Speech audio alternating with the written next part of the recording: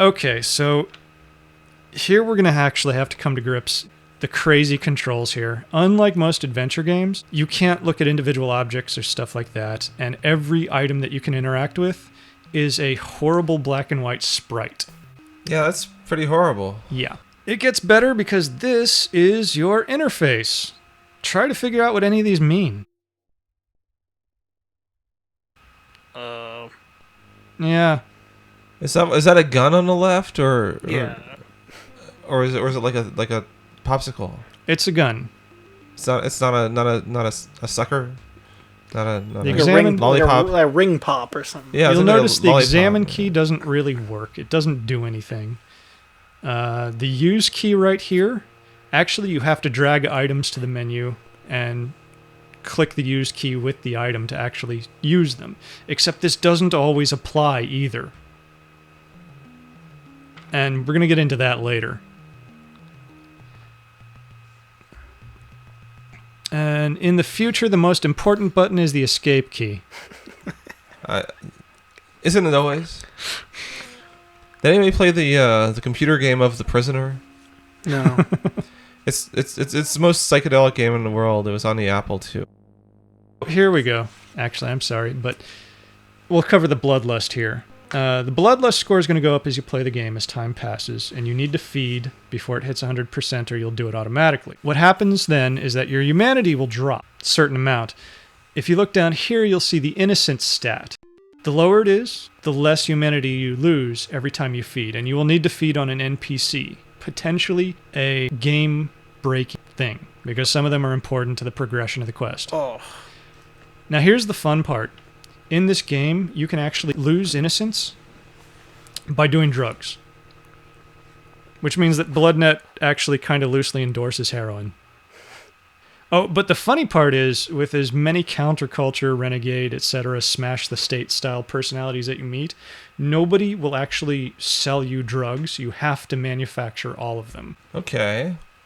In fact, that's a fun fact, is that there's a lot of stuff in the manual, items, skills even, that are not in this game. Are there recipes?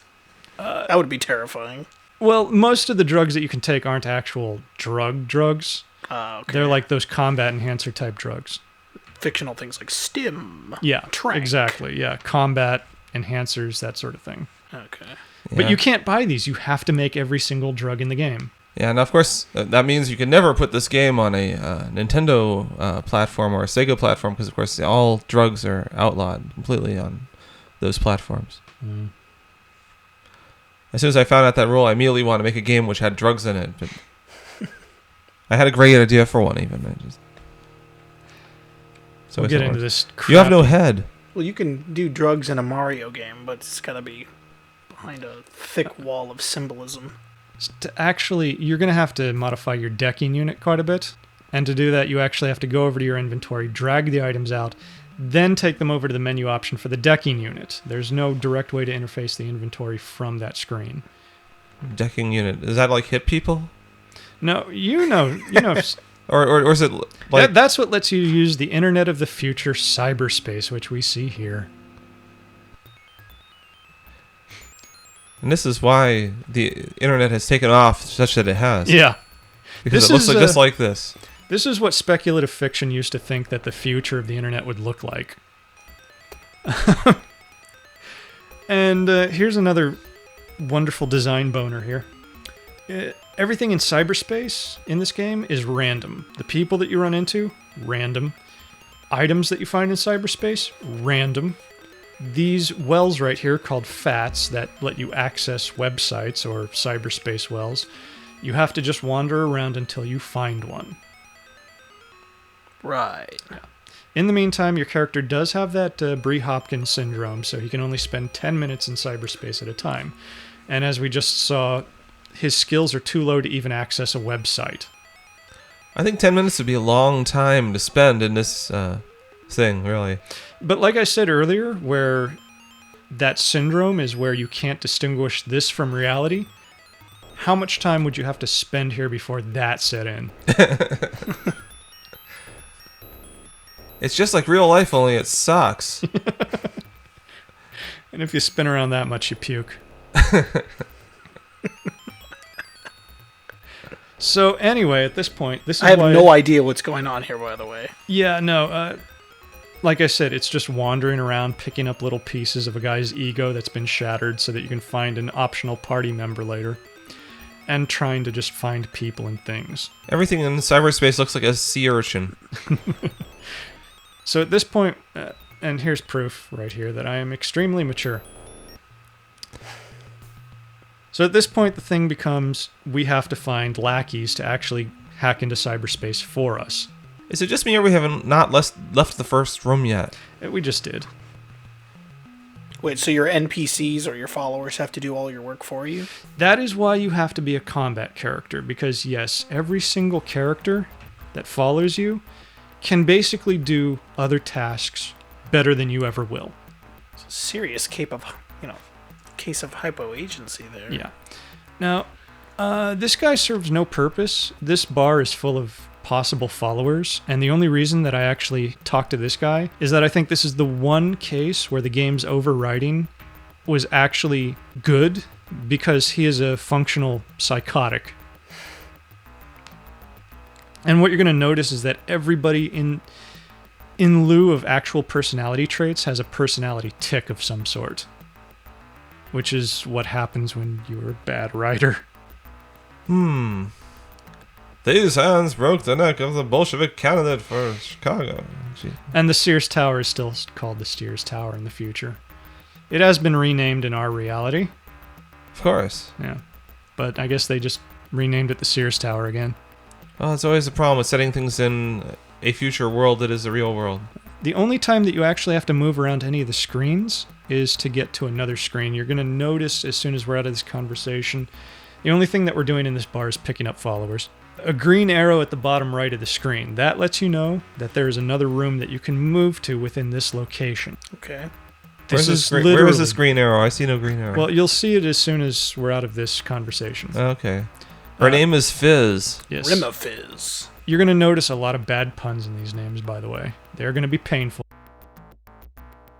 That's literally the only time in this game that you actually have to use the movement keys at all.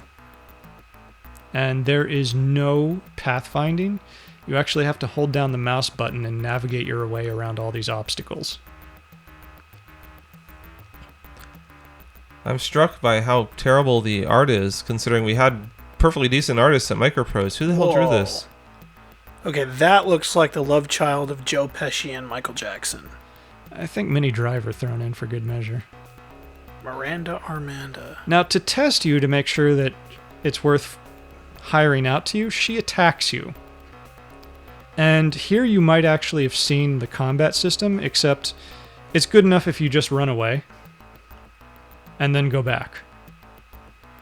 And pay attention to the conversation and the difficulty I have getting around this table.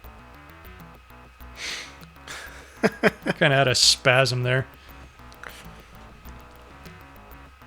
That makes this conversation golden.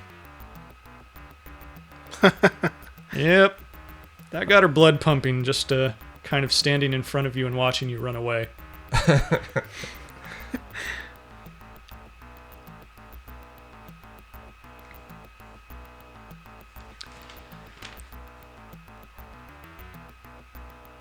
How does the combat work exactly? Oh, you're going to see. You're going to see. I don't want to talk about it. I still have flashbacks. Now, this guy, first line, greatest line ever, scrag my matrix. Scrag my matrix! Yeah, except he's from Georgia. Who can do a Georgian accent? No. I don't know, and I didn't Country get far Georgia? enough. I did not get far enough in the actual talkie version of this game to find out. And yes, there's a talkie version of this game. All of this dialogue that you see here, spoken by amateurs. Oh, that sounds like a much better game to review than this. Well, yeah, but it would have been 10 hours instead of 90 minutes. Well, we just have to do excerpts, I suppose. Plus, you can't hear it because there was basically no sound mixing. Which is a theme with the people who actually made this game, because they went on to make all these cyberpunk games, Hella Cyberpunk Thriller, Ripper, and then on to actual good fare like the Black Dahlia. But, so you can't even hear the dialogue, and there's no option to see it in the talkie version. Mm. The text just isn't there. Uh, But I don't even know why you think it would be good to hear all of this. to make fun of it, of course. Yeah, it just... No. I'm tempted to start reading the lines. What happens if you disagree? You just don't hire them. I'm just hiring people here, Okay. which is why we're not commenting too heavily on this. It's like all the pictures were drawn by different artists. And here you can see she's actually wearing traffic signs. The one thing that this does It's right... Caltrans punk. Yep. Nice. The one thing that this does right is have a group inventory, although even here you're going to see bad things happen later in the game. So, you wanted to see the combat? We're going to go see the combat. Although only the quick version. I'm not going to make you sit through the half-hour rounds of the full detailed combat. Alright, alright. And that's... We're going straight back to the penthouse, to the vampires. She's a little washed out. Yeah.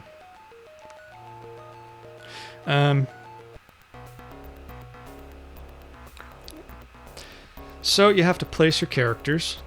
So what are all those other guys doing standing there? Is that like They're waiting to kill you. Jay and Silent Bob? Yeah. Notice how you can tell everybody apart. You can? No.